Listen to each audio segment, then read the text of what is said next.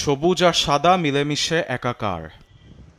তুষারপাতে গাছপালায় বরফের আস্তরণ, এ যেন প্রকৃতির এক অনন্য রূপ।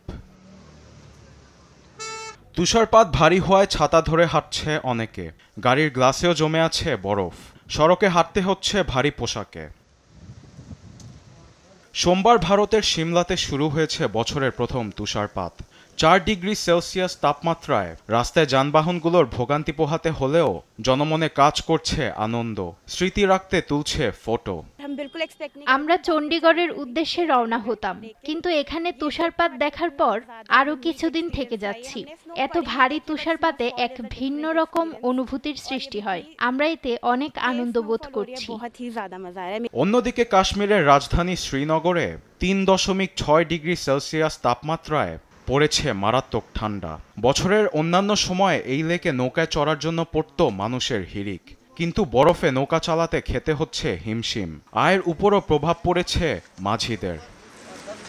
এক ফোঁটা তাপের জন্য ধরানো হচ্ছে আগুন, পোড়ানো হচ্ছে লাকড়ি, তবুও যেন কমছে না ঠান্ডার তীব্রতা। এখানে অনেক ঠান্ডা, মনে হচ্ছে তাপমাত্রা মাইনাসে পড়ে গিয়েছে। গরম কাপড়, হিটার, টোপর ছাড়া রাস্তায় বের হওয়া যায় না। দিনের বেলায় তাপমাত্রা গড়ে 3 থেকে 5 ডিগ্রি সেলসিয়াসের মধ্যে থাকলেও রাতে তা পড়ে যায় মাইনাসে।